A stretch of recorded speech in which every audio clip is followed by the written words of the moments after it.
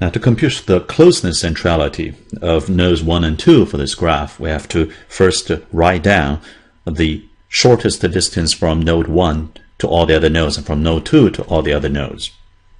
And then we can write this down as d from 1 to 2 is 1, d from 1 to 3 is 1, d from 1 to 4 is 1, d from 1 to 5 is 2, to 6 is 2, to 7 is 2, to 8 is 2. Okay. And therefore, C1 is 7, that's n minus 1, over 1 plus 1 plus 1 plus 2 4 times. And that turns out to be 0.6364. And you can do the similar calculation for C2, and that turns out to be 0.5. So indeed, node 1 is again more central or more important by closeness metric than node 2. But again, the difference is not that big. What about betweenness centrality?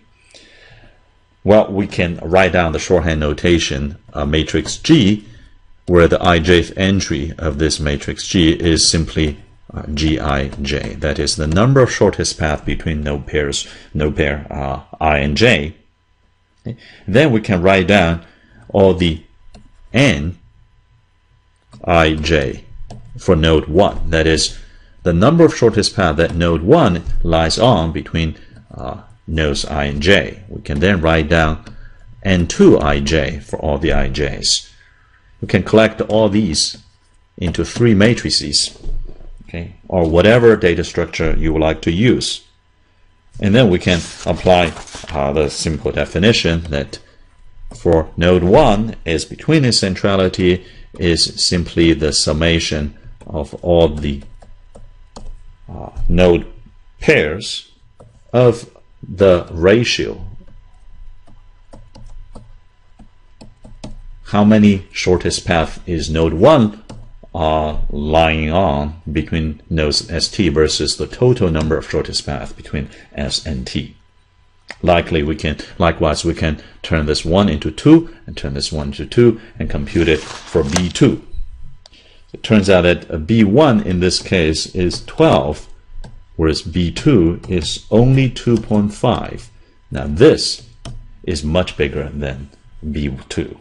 So node 1's importance by betweenness centrality is almost 5 times as big as node 2's, which is not too surprising given that we know node 1 is important in the sense that it glues the 2 parts of the network together. And indeed, if you look at the Medici family in the Florence family graph, you see that while the degree is 6, as opposed to the second largest 4, is betweenness centrality is about 50, which is about 5 times as much as 10, which is the about the number of betweenness centrality measure for the second highest family. Okay. So betweenness centrality, as you can see, is particularly helpful if you want to quantify the notion that nodes who are in between a lot of node pairs on the shortest path, then you want to use this metric. Now, what about link's importance? So far, it's all about node's importance. Well, first of all, what is a link? It's not as easy to define. For example, on Facebook, I may have 500 friends, but only have communicated with 200 of them.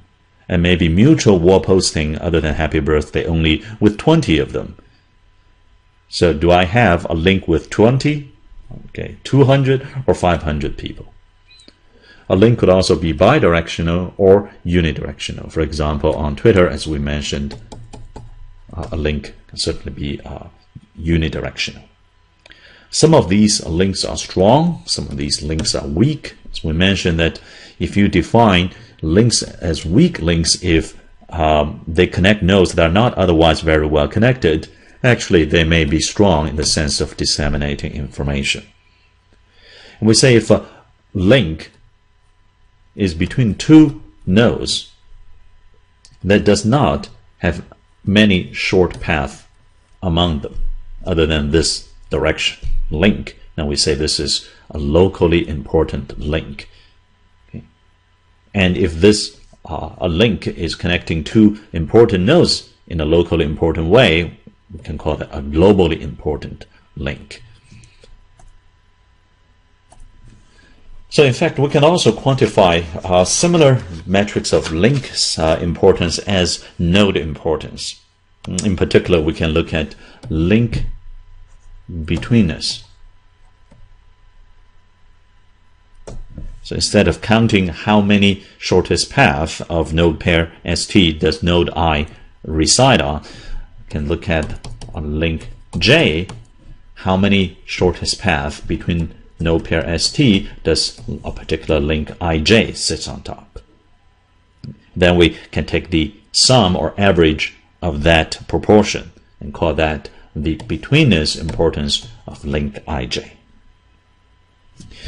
All right, now equipped with a basic discussion of the importance scores, we can move on to two more influence model with network topology as part of the picture. Just want to caution, however, that we have assumed the graph is given and static.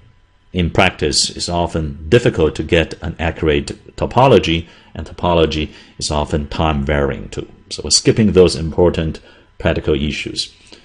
Now, the third influence model, counting last lectures too, is what we call contagion. Some people call this infection model, but we use the word infection for a different model later in this lecture.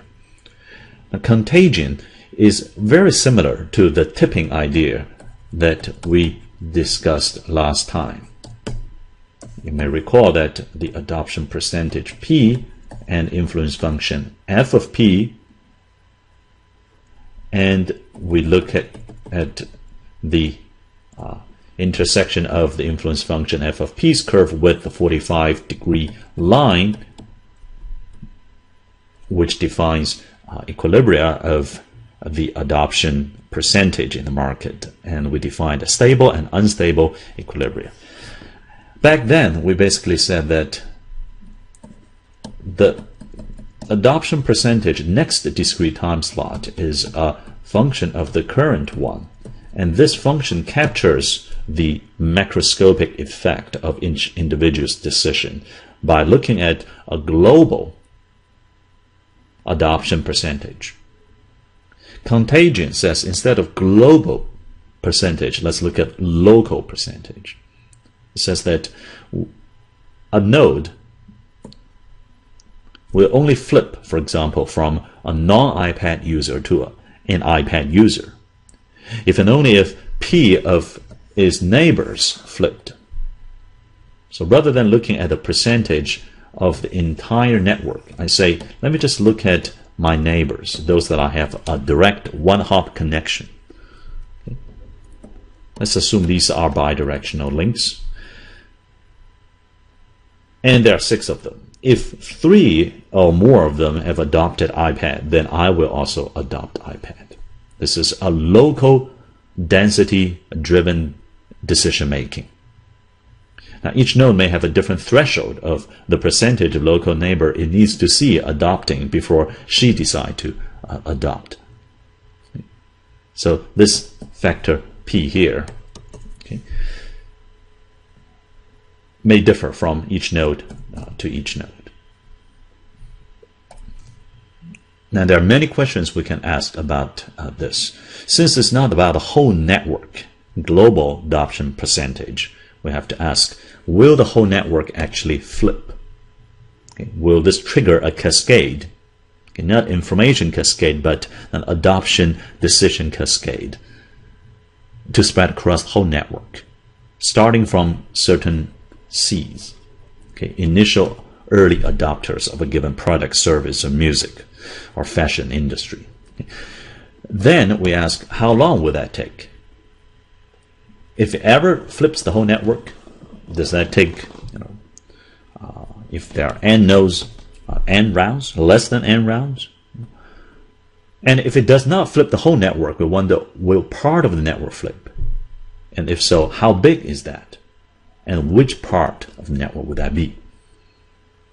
These are all analysis questions. Then finally, we can say, what about a design question? How do you seed to optimize flipping? For example, maximize the degree of flipping, how many nodes in the network flip, or minimize the time it takes to flip that many nodes. It turns out that these 4 questions, they are all important, but only the first one is relatively tractable. The other 3 questions get quite difficult. In fact, this one, design optimization question, gets very difficult. Now, before we can talk about the idea of contagion and answer at least the first question we just raised, we first want to talk about a notion in a graph called a cluster. A cluster is really a subset of nodes with a certain density, say density P. A cluster of density P is a set of nodes such that each of these nodes has at least a fraction of P of its neighbors also in the set. So for example, in this graph, let's see, there are 5 nodes. Look at this subset of nodes, 3 out of 5 nodes. Okay, the lower left triangle. If we view this as a cluster, the question is, what is its density? Well, this node got 4 neighbors. 2 of them are in this cluster, in the subset of nodes we're talking about. This got 2 nodes, so it's 2 out of 4. This one got 2 nodes, both of them are in the cluster. This got 3 nodes, 2 of them are in the cluster. It's the smallest of the 3 number that matters. So 1, 2/3, or 1/2. 1/2 is the smallest of the 3, and therefore we say this forms a cluster of density half, because at least half of the neighbors for any of these 3 nodes in the cluster resides also in the cluster. Or what about this cluster? 4 nodes. It's a different subset of nodes. And let's calculate what is the density of this cluster. Well, now this node got 3 out of 4 links pointing to nodes also in the cluster. This is still 2 out of 2. This one is now 3 out of 3, and this one is 2 out of 3. So 1, 1, 2/3, and 3/4. The smallest is 2/3. So this is a cluster of 4 nodes with a density of 2/3. Now, what's the use of defining density of a cluster? Well, because that answers the first question. The whole network flips under the contagion model if and only if, so I have to prove both necessary and sufficient, there is no cluster of density 1 minus P or higher in the set of non-flipped nodes. So let's parse this sentence again. The answer says that look at the set of non-flipped nodes. Okay, you want them to be flipped, or you wonder whether they will or not. Well, if in the set of non-flipped nodes there is a cluster with density 1 minus P or higher, then you cannot possibly have the entire network flip. The other way around is also true. If the entire network does not flips, then that means there cannot be a cluster of density 1 minus P or higher among those who have not yet flipped. So how do we prove this theorem? The answer to the first question here. Okay. Without going through the complete rigorous proof, it's easy to see at least one of the directions, the only if direction. Okay. The only if direction basically says the following. If you have a cluster of density 1 minus P or higher, or in the state of not flipped, then this cluster with such a density will become blocking cluster to prevent the flipping to completely happen inside the network, because they have enough inertia among themselves. This cluster, this subset, no matter what the rest of the network look like, their density is 1 minus p or higher. Okay, so 1 minus p or more of them will always point to themselves, which means you only have less than p of their neighbors being outside of them. So even if the rest of the network all flips, they will still say, look at each other and say, well, we do not yet have a high enough density of flipped nodes as our neighbors, so we will still not flip. So at least the only if part of this theorem is easy to see. Now then, the questions 2 and 3 actually do not have easy tractable answers for a general topology of the graph. But question 4 is a very interesting one, even though it doesn't have a good answer yet. I just want to highlight some of the issues involved here. Now, question 4 talks about seeding a contagion, seeding a flipping, and try to trigger that. Let's say that you have fixed the budget of $1,000. You want to stage a viral campaign to sell certain new product by word of mouth online. Okay, so you want to seed or buy off very important nodes. Could be people whose tweets are watched and retweeted by many other people. And let's say these nodes, they command a certain price to be seeded to help you. So some may say you have to pay me $10, some may say pay me $5. Let's assume these prices are also increasing functions of their influential power as perceived by you or themselves. So you've got a fixed budget and you cannot buy off everyone. So buy off a small number of them, and the question is which ones to buy off. Even without considering the price to pay them, just consider each is 1 unit of dollar. Okay? It's still a very difficult optimization problem, much more difficult than what we saw early on. It's a graph theoretic or combinatorial optimization. Towards the end of the course, we'll say a few more words about that. But right now, we just want to highlight some intuitions. The first intuition is there is a trade-off. The trade-off is between seeding nodes so that they are concentrated enough so that they can have a chance of flipping at least some cluster, versus seeding nodes so that they are far apart and therefore they may be able to flip the entire network. You want to spread them out so that they can reach different corners, and yet you don't want them spread out so much that they lose the chance of flipping an even small corner of the network. The second one is that it's not necessarily successfully refinable. What does this mean? Here's a small example. Okay. Suppose we want to seed a contagion in this graph here. And we've got 10 nodes with some links joined here. Okay.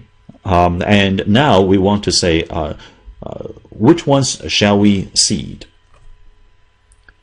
One answer is, well, if I can only seed one node at time 0, I shade it dark, meaning that it's flipped from the not buying iPad to buying iPad, for example. Okay, it's switched, flipped from the state of one state of the mind to the other state of the mind.